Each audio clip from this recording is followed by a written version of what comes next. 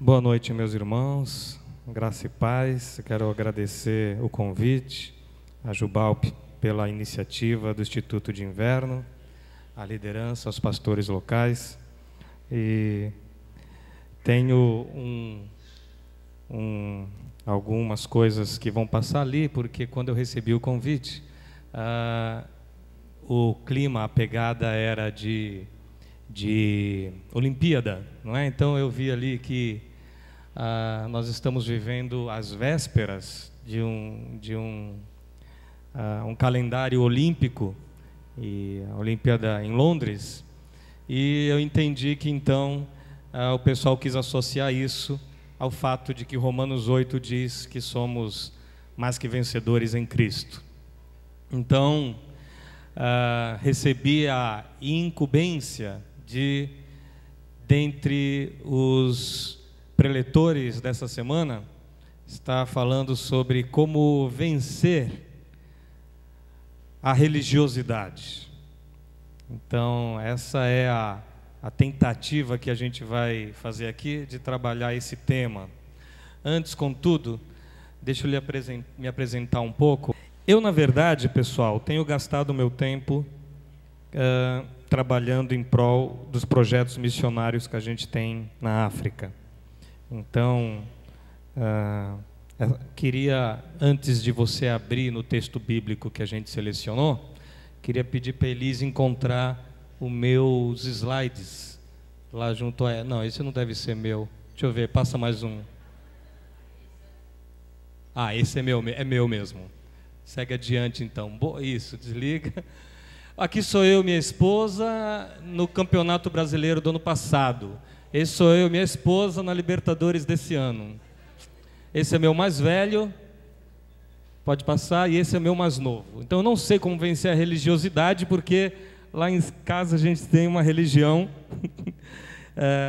diferente da maioria do pessoal aqui.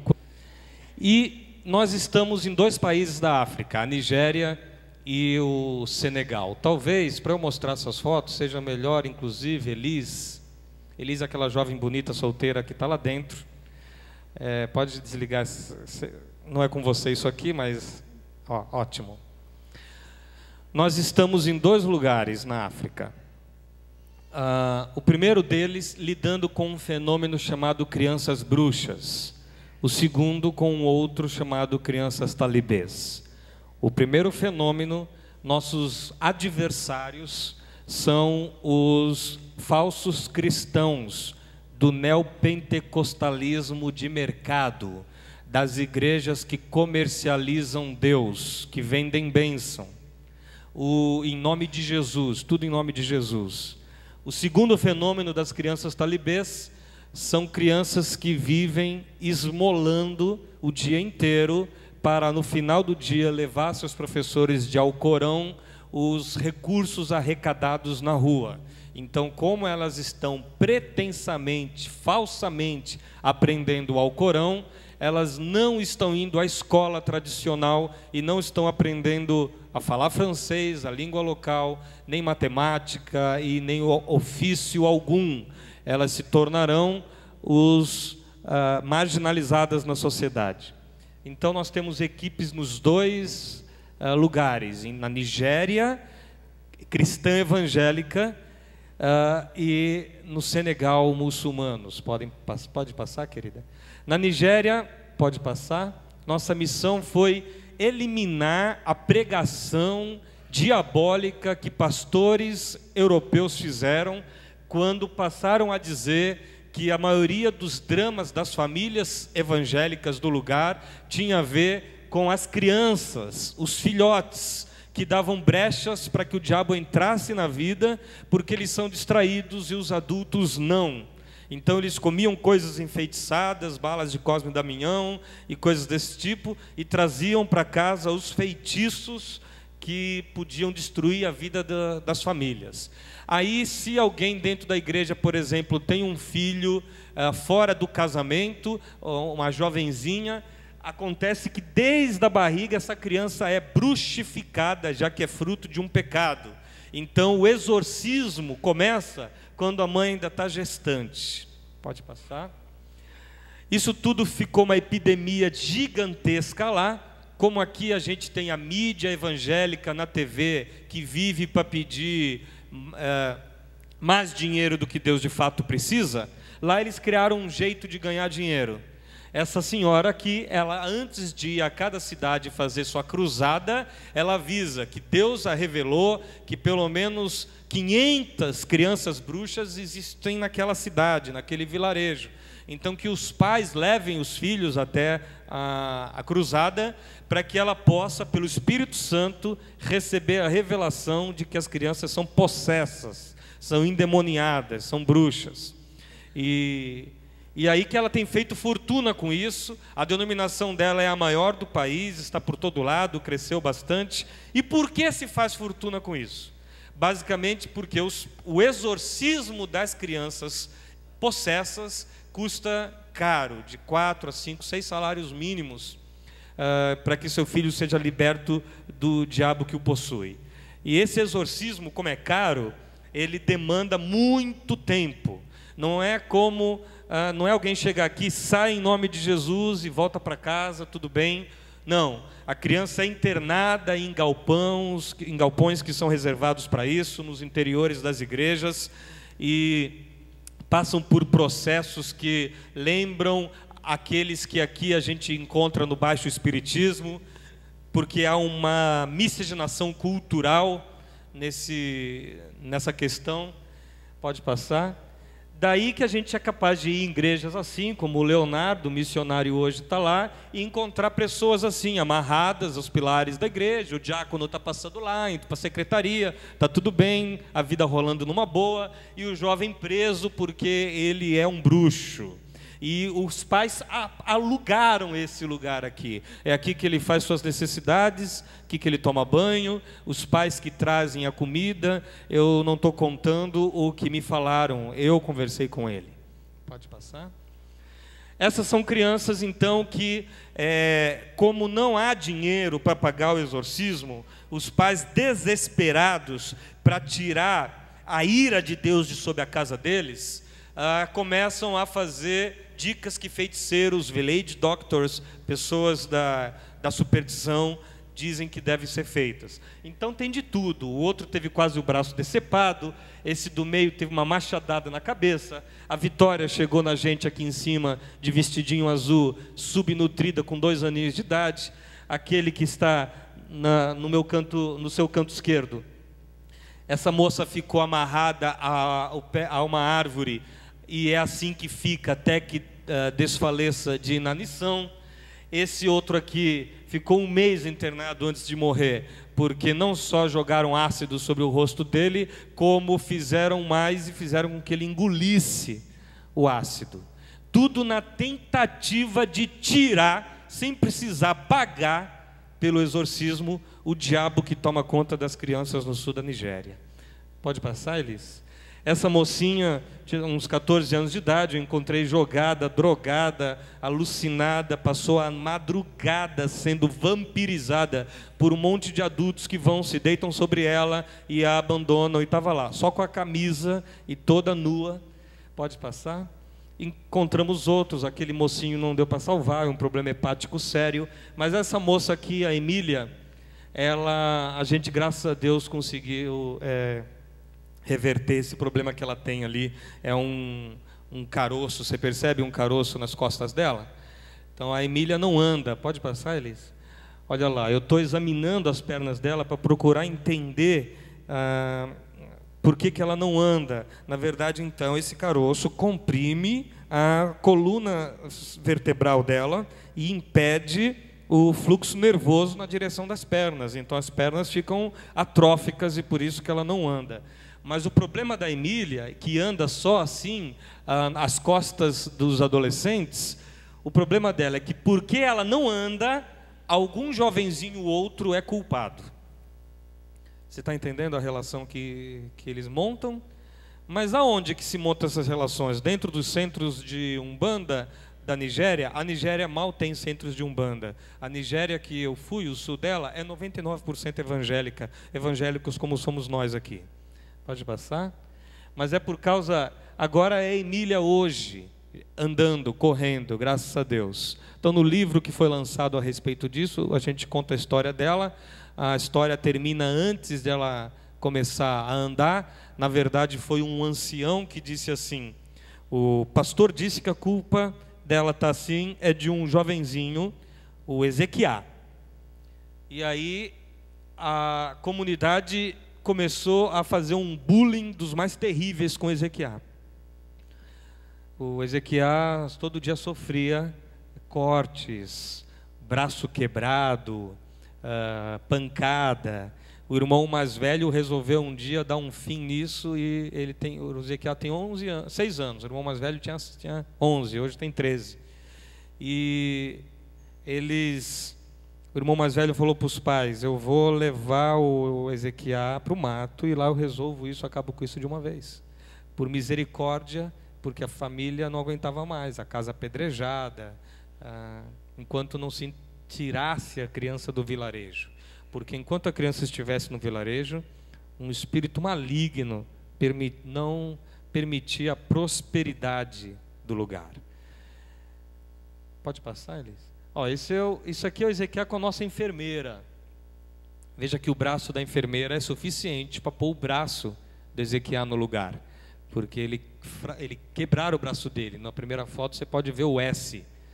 E ela reduziu a fratura, ou seja, reposicionou, desfez o calo ósseo, só com uma pasta d'água mentolada para ele ter a sensação da friagem anestésica. Tem gente que fala: que legal, né? Deu certo, ele está rindo aqui, né? Lógico que não, meu irmão, ele está chorando. É que a foto não consegue discernir isso daí. Mas volta uma, Elis. E o pastor disse que se a gente curasse a Emília, o fluxo de crianças bruxificadas, o ancião disse, o ancião é o veterano lá, o coronel, o vereador do lugar, o fluxo de crianças bruxificadas acabariam naquele vilarejo. E de fato esse é um vilarejo que foi saneado. Nós estamos lutando contra essa pregação maldita numa série de outros.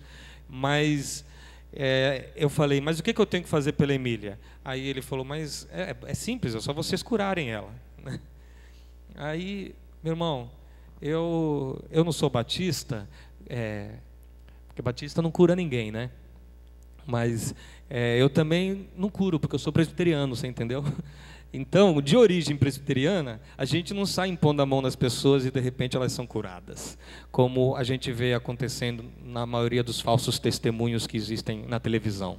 Mas eu orei pela Emília, porque eu creio em Deus e creio em cura, e creio no milagre de Deus, seja por conta da medicina, a medicina do milagre, ou o milagre da medicina. Não havia medicina ao nosso alcance ali. Então, orei por ela de um jeito assim, que eu nunca orei pelos meus próprios filhos, pedindo a Deus que resolvesse aquilo em nome de Jesus de todo jeito. E o Brasil mandou dinheiro e nós a deslocamos para um outro lugar bem distante de lá, um hospital modelo no norte muçulmano, e eles identificaram que era tuberculose óssea e operaram a tuberculose dela. E depois faltava resolver o problema fisioterápico, mas a força do espírito e o ânimo das crianças, a vontade de viver de uma criança, é a fisioterapia que basta para ela sair correndo assim que nossos meninos chegaram e ela nos viu aqui. Isso aqui é 2 anos depois da primeira ocorrência. Pode passar? Então Deus curou, graças a Deus. Mas lá nós fizemos cruzadas públicas, debates públicos com os caras que mandam na teologia local, e inauguramos nossa base, o Caminho às Nações. Pode passar? No final a gente já tinha infernizado tanto a vida de todo mundo que só dava para andar assim.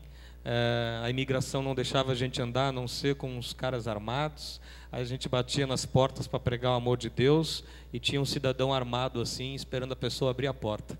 Esse é nosso orfanato lá, pode passar.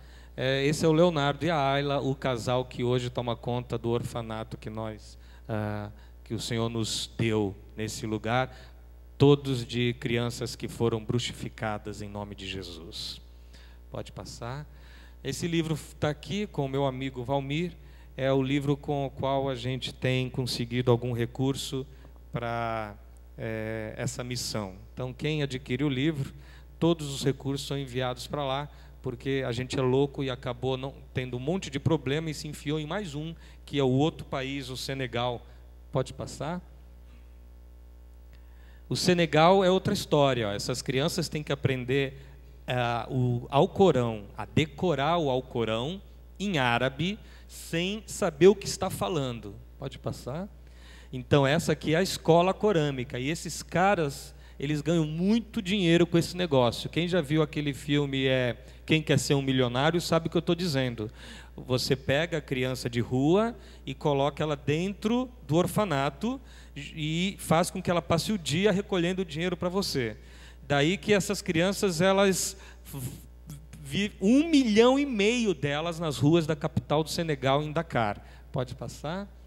Daí, ó, ela está decorando a tábua dela. No final do dia, eles são tomados para saber se decoraram, e do contrário, tomam umas varadas, umas cacetadas, e vivem machucados. Viver machucado é bacana porque é mais dinheiro que se arrecada também na rua, junto com os adultos. E os adultos também são extorquidos, porque no Alcorão está escrito que tem que ajudar, tem que dar esmola. É uma deturpação do texto corâmico, porque tem que dar esmola para o irmão que não está trabalhando. Não tem que dar esmola para uma criança que está ali sustentando um adulto. Contudo, assim como há as deturpações cristãs, também há essas islâmicas. Pode passar? Daí essa é a tábua deles, pode passar.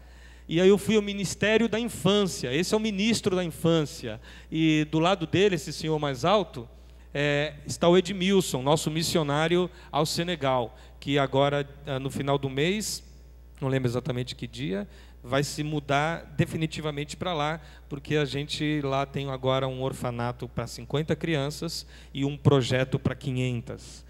Então, eu falei com esse senhor no escritório dele, pode passar, e eu disse para ele que a gente tem feito em outros lugares, então se ele não deixaria a gente cuidar de crianças abusadas lá também. Falei para ele uma coisa que raramente se pode falar a um chefe de Estado, né? Eu disse, olha, vocês são 13 milhões de habitantes, porque o meu país, o Brasil, são 190 milhões. O Brasil tem proporcionalmente muito mais crianças de rua do que o Senegal. Tecnicamente, eu não deveria sair daqui, deveria cuidar das que a gente tem aqui. Contudo, das 13 milhões de habitantes, 1,5 milhão são crianças talibês, que não aprendem matemática nem o português, o francês de lá. E eu disse para ele, você está entendendo, ministro, que o seu país matematicamente não tem futuro? Tem prazo para acabar? Eu tenho muito mais crianças de rua que você, mas nós somos 190 milhões. Vocês são 13 milhões, e se mais que 10% são crianças talibês, vocês estão com um problema sério. E ele disse para a gente, nós cristãos, e ele sabe que nós somos cristãos, ajudem-nos a resolver o nosso problema. E é o que nós estamos fazendo lá no Senegal. Pode passar. Aí teve uma coletiva de imprensa, foi bastante jornal, TV, esse negócio todo, porque cristãos num país muçulmano querendo ajudar a mudar a história da cultura local. E aí a pergunta deles era básica, vocês vão transformar nossos pequenos muçulmanos em cristãos? Pode passar. Aqui eu estou na Embaixada do Brasil, pode passar. E aí o Joseph, nosso advogado, no jornal aparecia ele dizendo isso aqui, ó, os brasileiros nos amam, Deus nos ama, Deus não é cristão, nem muçulmano, Deus é batista. Não, aliás, Deus é amor, e essas são nossas crianças. Ele estava querendo dizer que o que importava era que Deus era amor, e que eles poderiam confiar em nós, cristãos, apesar do país, meus irmãos, esse país ser 98% muçulmano. E já é o nosso projeto, o maior projeto social do Senegal. Então, eu queria compartilhar isso para dizer da felicidade que eu sinto de estarmos lidando com essas coisas, esses desafios. Pode passar? E aí, o Edmilson, que agora estava lá direto. Pode passar? Muito bem, mas vamos voltar para cá. Como vencer a religiosidade? Eu acho que é mais difícil do que, de fato, ir ao Senegal e à Nigéria salvar crianças bruxas e talibês. Acabou o cinema, o pessoal pode acender a... Eu queria que você abrisse sua Bíblia em Gálatas, para nós fazermos uma curta reflexão. Gálatas no capítulo 5.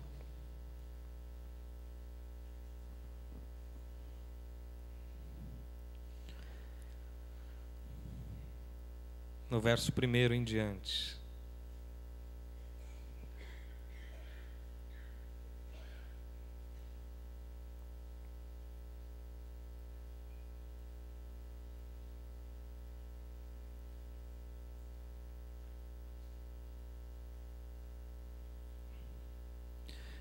Eu falei da dificuldade de vencer a religiosidade, porque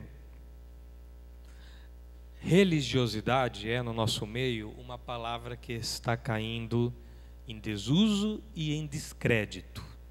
Não é mais legal ser religioso. Lógico, porque a religião, ela impõe uma série de obstáculos ao crescimento espiritual. Então, veja, no nosso meio a gente não fala, venha desenvolver sua vida religiosa. A gente fala assim? A gente fala, venha desenvolver sua vida espiritual. Porque sua vida espiritual dá conta de toda a sua vida. Sua vida religiosa é aquilo que você tem como um adicional à vida, é uma parte da sua vida, que tem a ver com o envolvimento comunitário, com a igreja e as coisas que eu faço dentro dela e a partir da cultura que eu recebo nela. Isso é religião.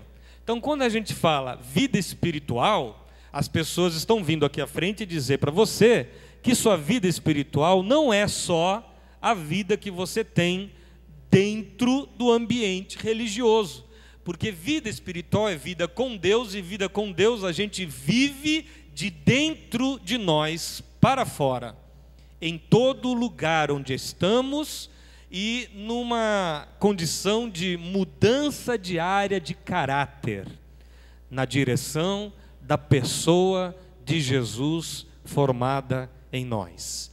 Logo, vencer a religiosidade, ou deixar de ser um religioso,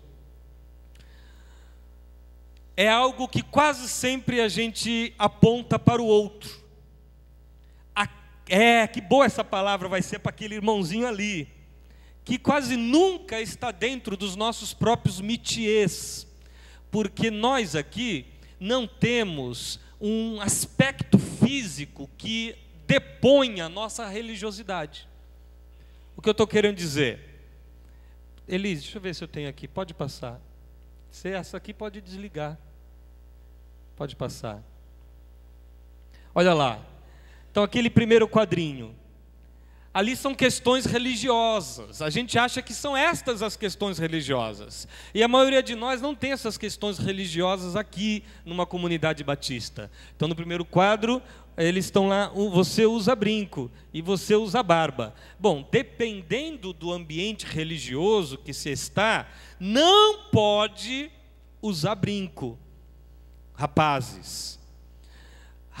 Quando não pode usar brinco, ali não pode usar brinco, é porque eles são religiosos. A gente acha que religião é isso. Eu não sei se aqui não pode usar brinco ou pode usar brinco, mas se aqui não pode usar brinco, tem gente lá fora, de outras comunidades religiosas mais moderninhas, dizendo de vocês que vocês são, por causa disso, religiosos. Aqui pode usar barba. Pode usar barba aqui, pessoal? Oxe, pode ou não pode? Pode. Então vocês não são religiosos. Olha que coisa boa. Porque ser religioso é um negócio muito ruim. É isso que a gente entende. Daí que a gente costuma associar mais a estas senhorinhas de coque e que falam em línguas estranhas até quando vão no médico. a gente costuma associar a elas esse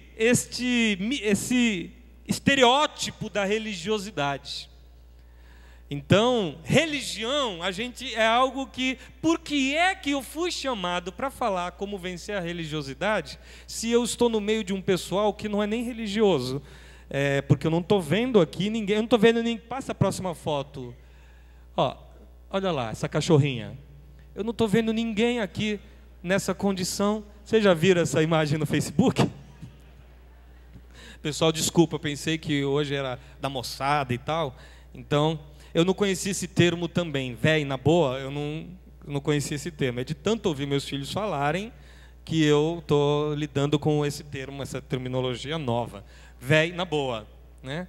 Então, véi, na boa. E essa cachorrinha, olha lá. Ela é uma cachorrinha, sob o nosso ponto de vista, religiosa. Porque ela tem usos e costumes que depõem a religiosidade dela. Então a gente acha que religião são estas coisas que existem nos lugares onde pode umas coisas e não pode outras coisas. Então tem coisa que pode e tem coisa que não pode. E quanto mais coisa que não pode, mais religioso a gente acha que o lugar é.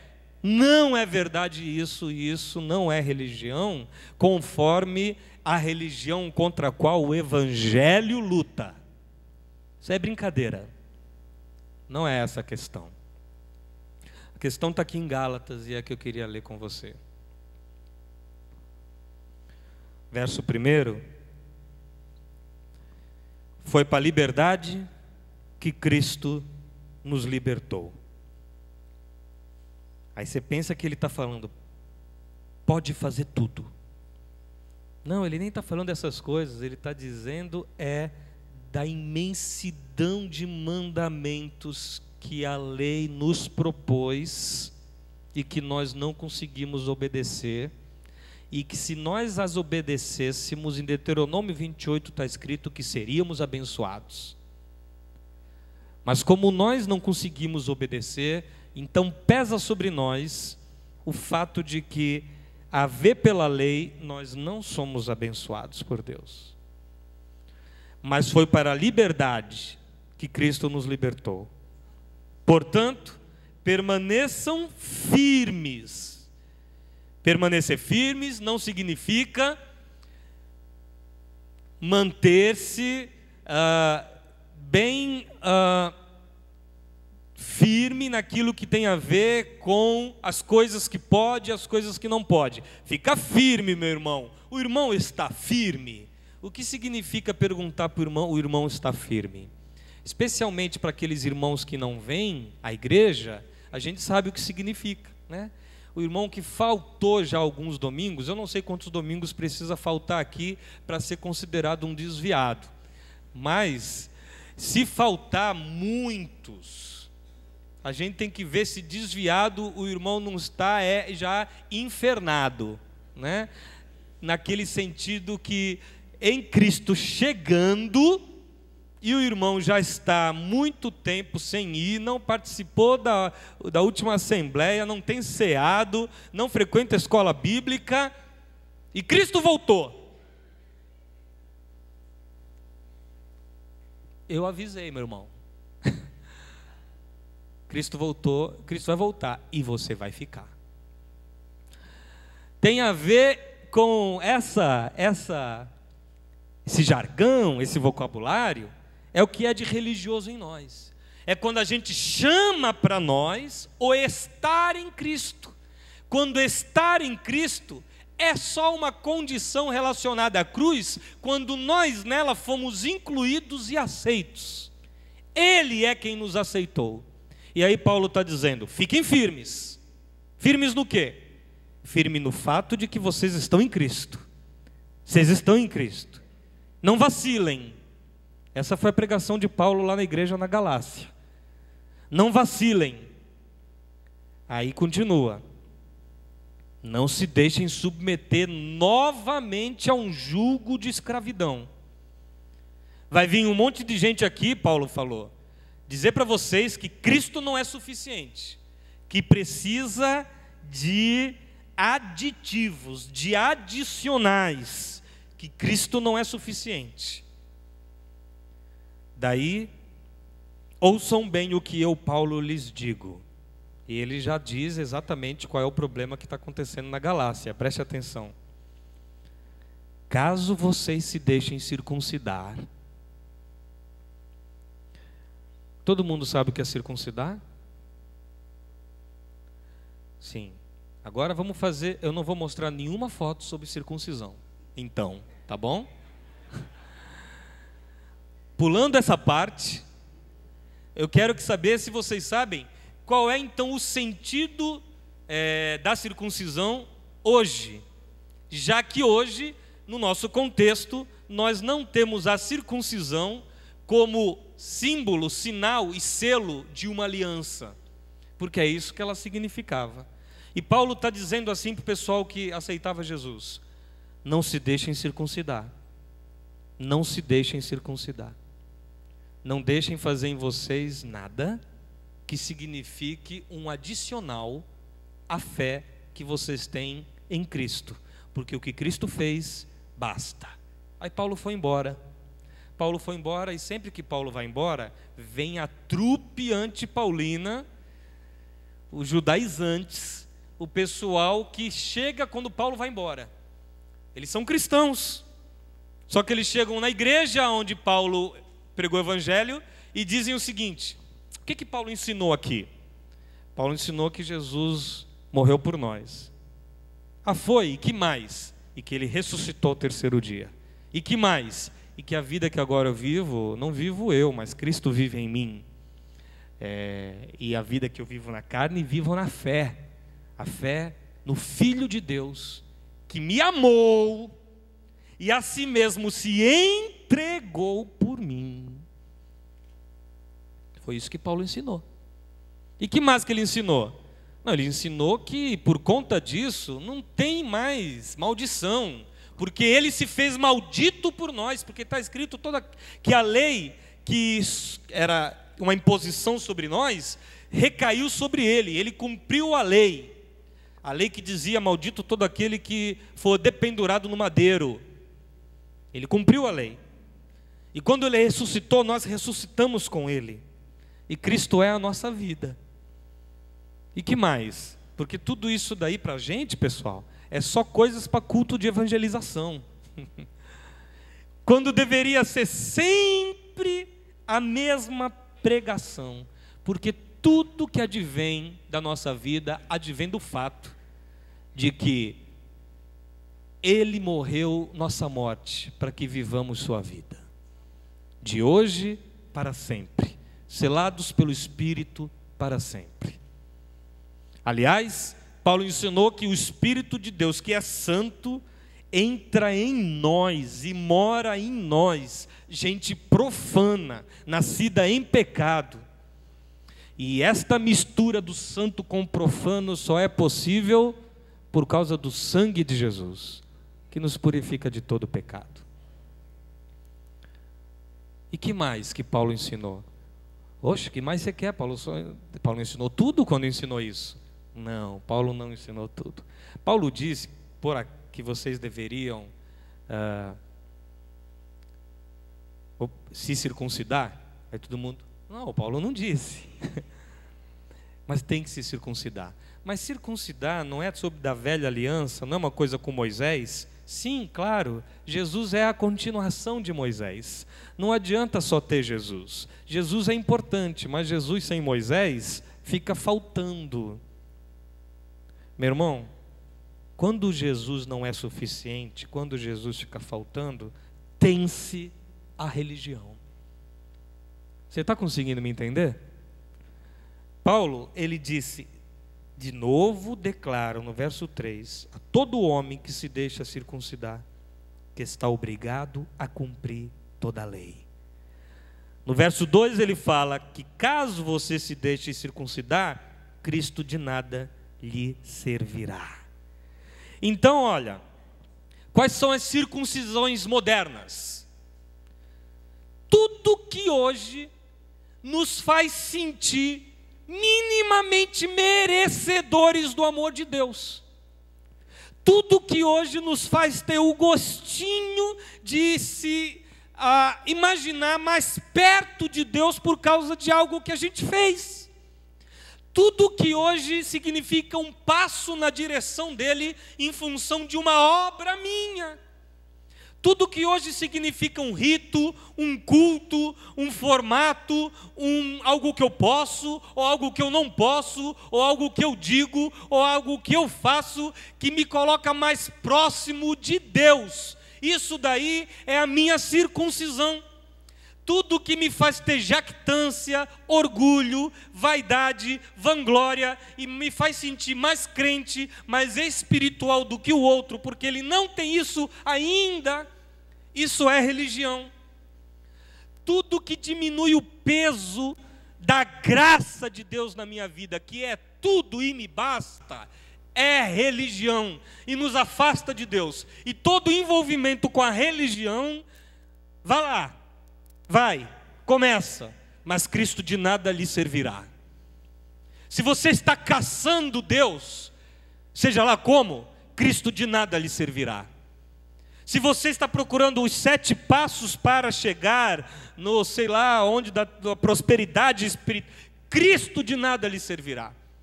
Se são 12 passos para alcançar a bênção que eu desejo, Cristo de nada lhe servirá. Se é no seu batismo que você confia, Cristo de nada lhe servirá. Falando com o pessoal que fez a planta do orfanato no Senegal essa semana, o moço estava aflito e me dizendo: eu quero congregar em algum lugar, não sei se ela está disposta a ir comigo. E eu falei para ela, a esposa: você está disposta a ir com ele, congregar em algum lugar? Qual que é a sua relação, sua experiência comunitária? Como é que você pensa essa coisa aí? Aí ela: eu fui batizada. E eu fiquei esperando o resto, né? E eu fui batizada. Quase que eu falei: não, apesar de mulher, você foi circuncidada. Porque a glória do batismo é circuncisão. Se você, ao entrar na água do batismo, sai de lá com a sensação de que aquilo que é só selo, significado, símbolo, teatro de uma realidade espiritual, agora passou a ser algum ponto positivo diante de Deus, eu te digo, Cristo em quem você se batizou, de nada lhe servirá. Porque, meu irmão, ou eu sou salvo só pela graça de Deus e vivo por ela, ou não há outra forma de se viver em Deus. É assim que é. E esta é a preocupação de Paulo, porque sabe o que aconteceu com os Gálatas? Só Jesus não dá não? Não, só Jesus não dá não. Jesus é só a cereja do bolo. O bolo é grande. Tem um monte de coisa para você cumprir. Vai ter que mudar o seu jeito de falar todo. Ih, você está falando muito do mundo. Vai ter que mudar seu jeito de se vestir, vai ter que mudar seu comportamento. Você vai ter que começar a não gostar de todas as coisas que você gosta. Para começar. Então você curte música, gosta muito de música. Não, mas qual música? Porque agora o mundo se dividiu entre coisas que são de Deus e coisas que não são de Deus. Mas o pior é que essas coisas que não são de Deus, elas nem são dos homens, elas são do diabo mesmo, e o diabo agora é dono de tudo e eu não posso mexer em quase mais nada. Então, um monte de coisa que era legal tem que deixar de ser legal só para que então Deus me aceite. Não foi isso exatamente que me convidaram quando eu aceitei Jesus. Mas os adicionais à salvação vão sendo impostos o tempo todo à vida.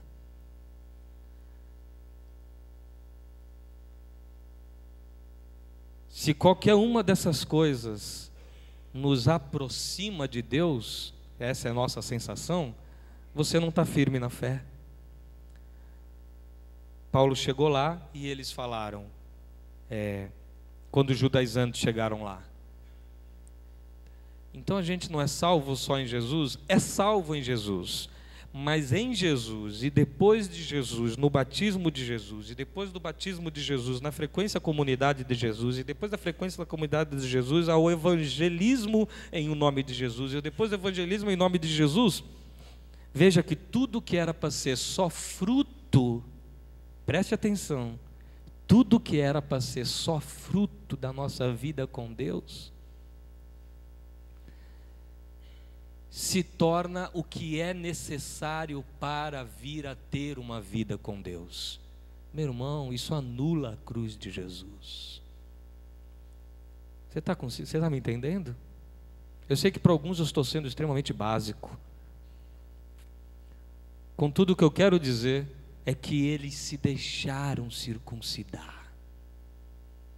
Eles todos, a comunidade na Galácia, não creram em Jesus, mas eles criam.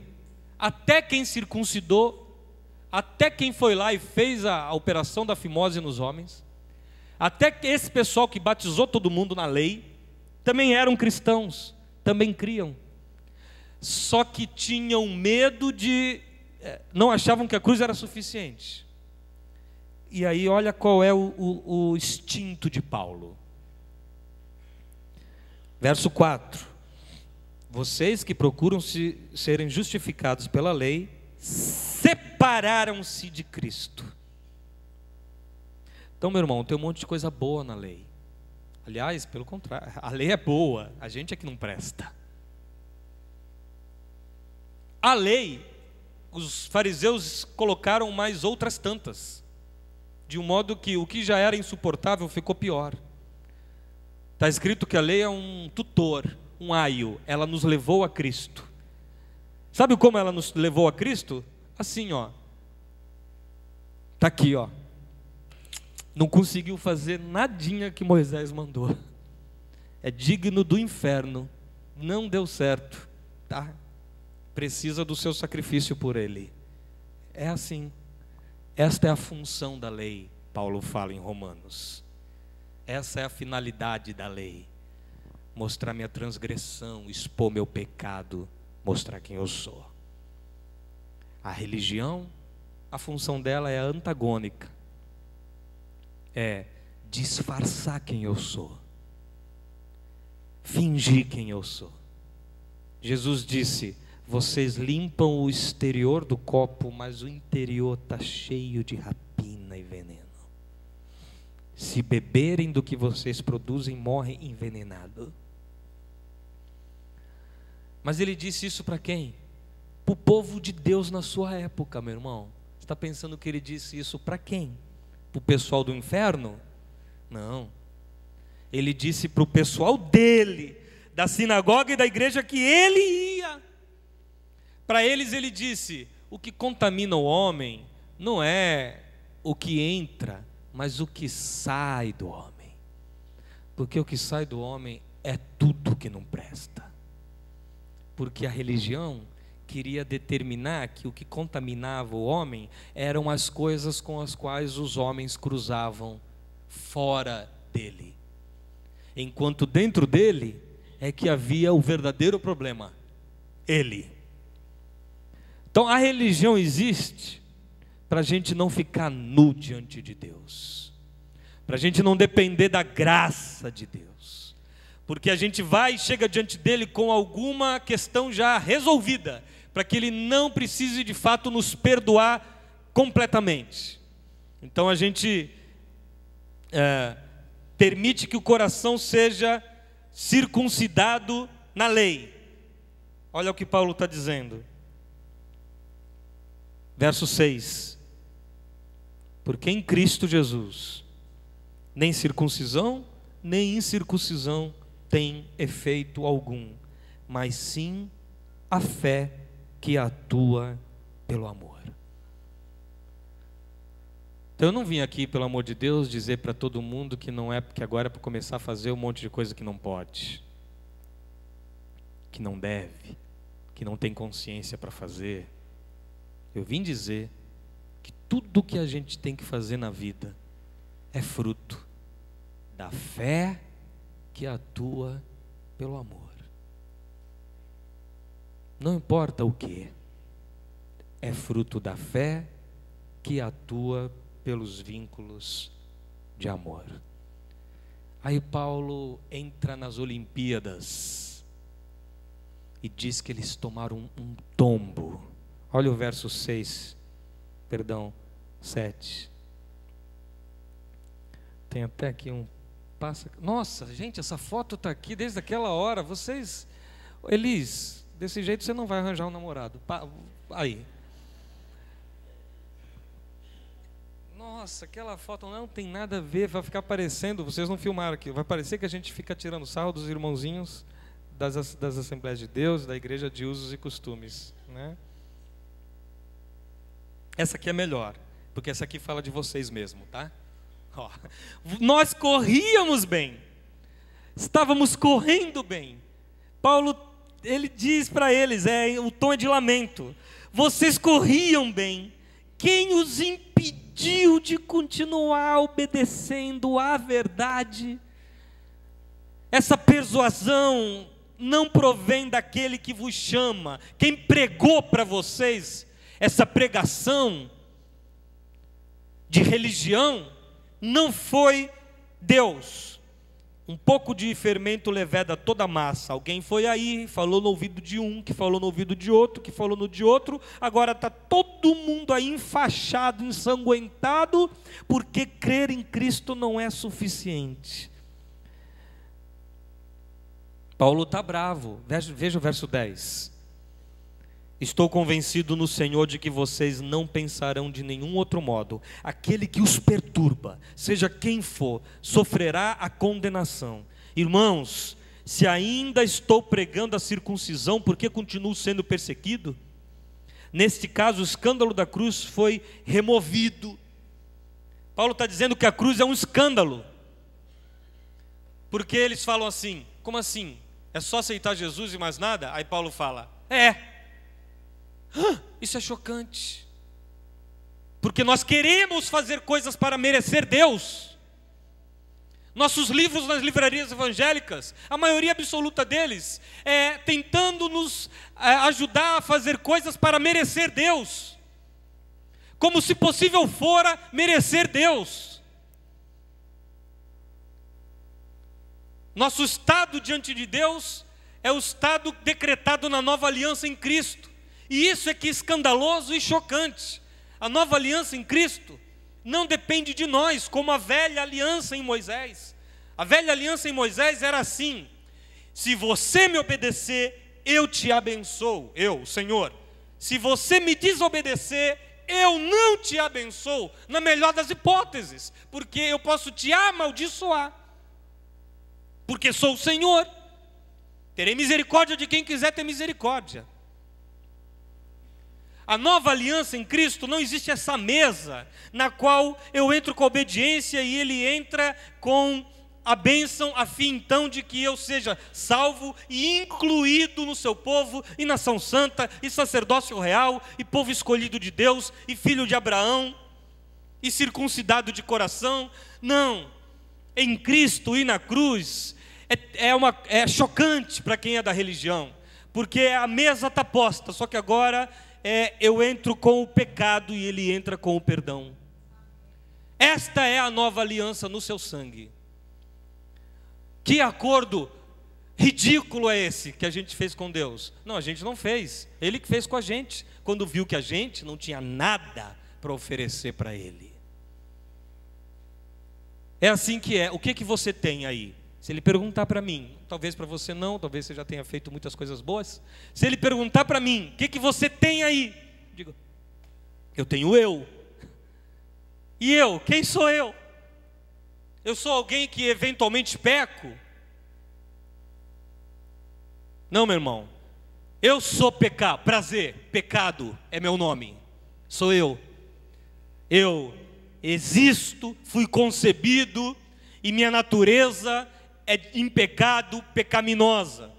O bem que eu quero fazer não faço, o mal que eu não quero, esse sim eu faço. Ele que foi que me livrou do corpo dessa morte. Nenhuma condenação há mais para os que estão em Cristo Jesus. Mas isso porque eu entro com o pecado e ele com a cruz e o perdão. O castigo que me traz a paz está sobre ele. E pelas minhas transgressões foi que ele foi moído. Daí que as pessoas não querem aceitar isso. Não, as pessoas lá fora até aceitam. São os crentes mesmo que não querem. Não querem. Tem medo que os jovenzinhos do Instituto do Inverno vão pecar. Paulo era acusado disso. Continuaremos nós a pecar para que a graça aumente? Falavam isso. Paulo disse para vocês que só a graça basta? Ele disse. Não. Então quer dizer, continuaremos nós a pecar para que a graça aumente? Olha o pessoal entortando as palavras de Paulo. Sim, porque se eu entro com o pecado e ele entra com perdão, quanto mais pecado, mais perdão. Não, uma hora ele vai parar de perdoar, é ou não é?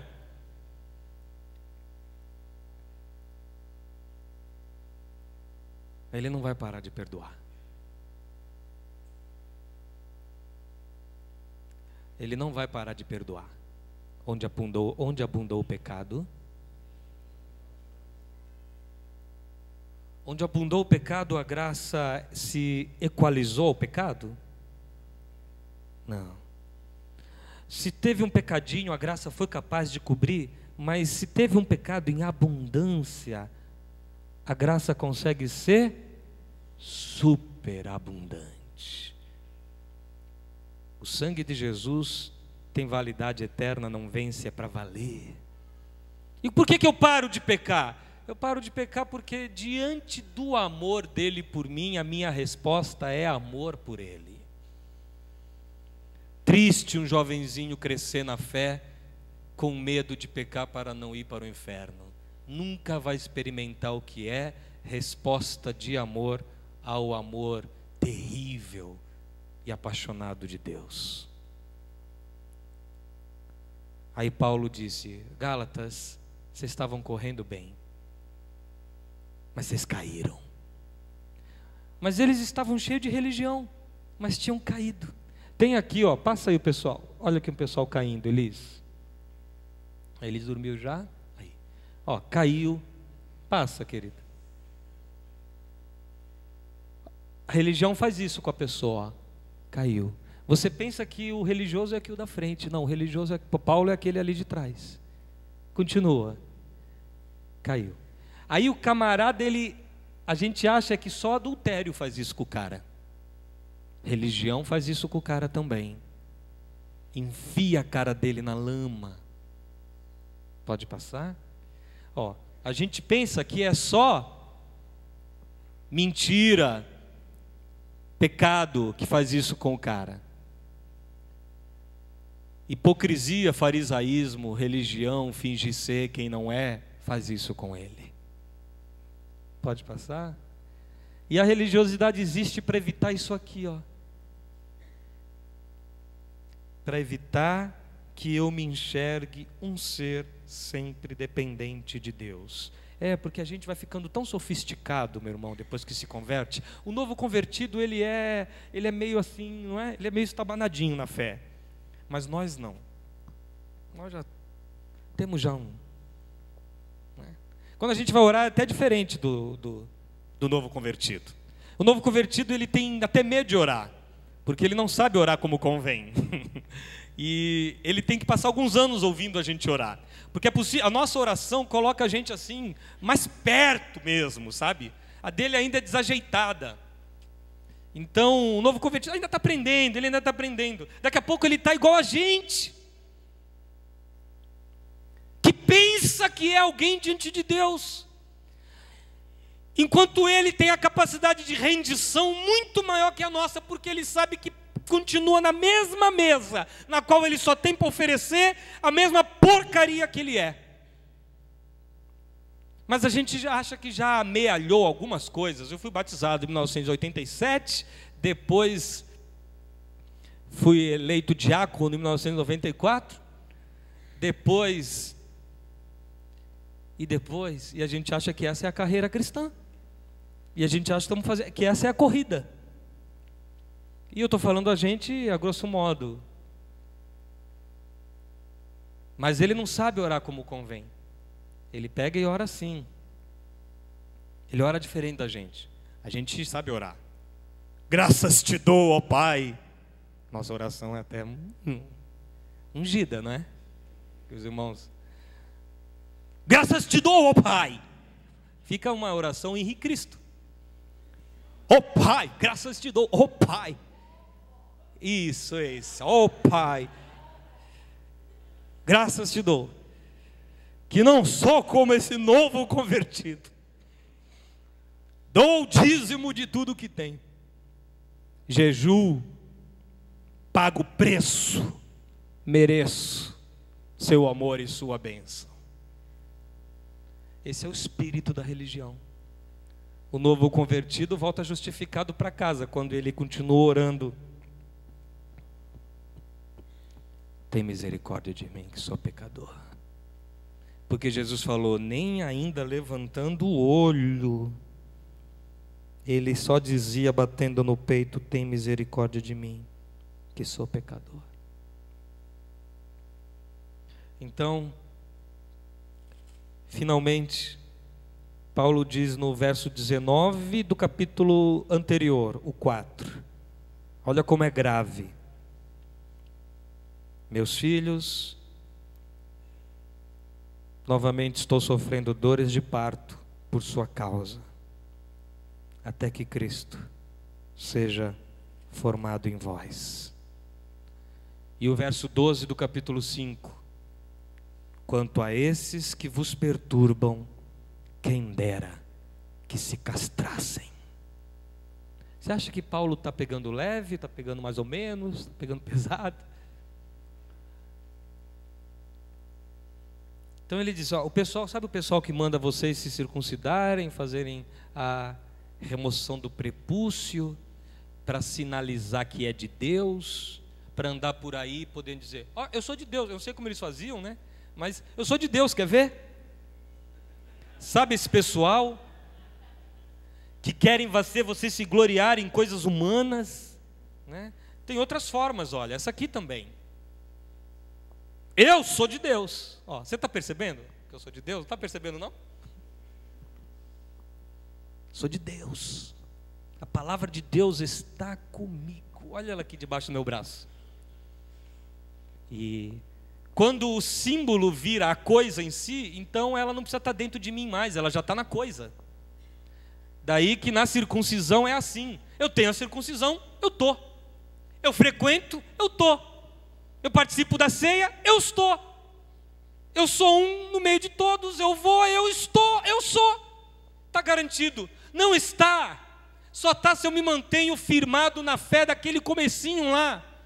Quando tudo que você tinha para oferecer a Deus era nada. É assim que se vence a religião. É se eu me converto todo dia. É se a cruz continua sendo suficiente. É se a cruz continua sendo um escândalo. É se eu continuo rendido. É se Cristo continua sendo tudo. É se tudo está consumado. É se nada falta porque Ele fez o que era necessário. É só assim que se vence a religião. Todo dia acordar e pensar exatamente isso. Hoje é meu primeiro dia com Deus. Hoje eu renovo meus votos de amor com Deus. Hoje eu permaneço rendido diante de Deus. Hoje eu quero que Ele me sonde de novo. E se sondar de novo, vai me encontrar vacilante. Mas graças a Deus por sua graça. Porque eu acordo, e quando Ele acorda, Ele não está de mau humor. Não foi porque eu faltei ontem que hoje Ele está bravo. Eu não terei uma semana ruim porque o final de semana não foi em meio aos louvores. Eu não sei se podia dizer essas coisas. Mas siga Jesus por amor, pelo amor de Deus. Do contrário, sua fé não dura a próxima calamidadezinha de nada que lhe afligir. Não dura nada. Primeira coisa que lhe abater, você diz, eu não merecia isso. Porque eu fazia coisas. Eu estava lá, caramba, por que isso foi me acontecer? Perdeu alguma coisa de grande significado. Foi por que Deus fez isso? E perguntas, e perguntas, e perguntas, como se Deus nos devesse algo. Deus não te deve coisa alguma.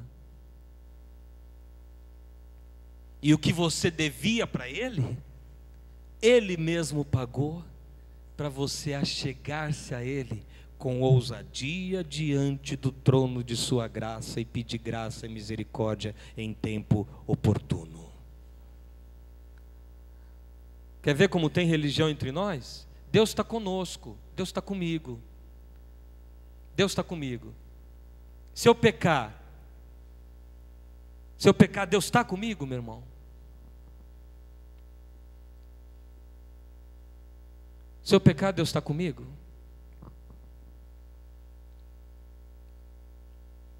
As nossas iniquidades não fazem separação entre nós e o nosso Deus? E agora? E se eu pecar, Deus está comigo? Se eu pecar e me arrepender, não me fale o óbvio, Deus está comigo. Mas Deus está comigo enquanto eu estou pecando? Deus está?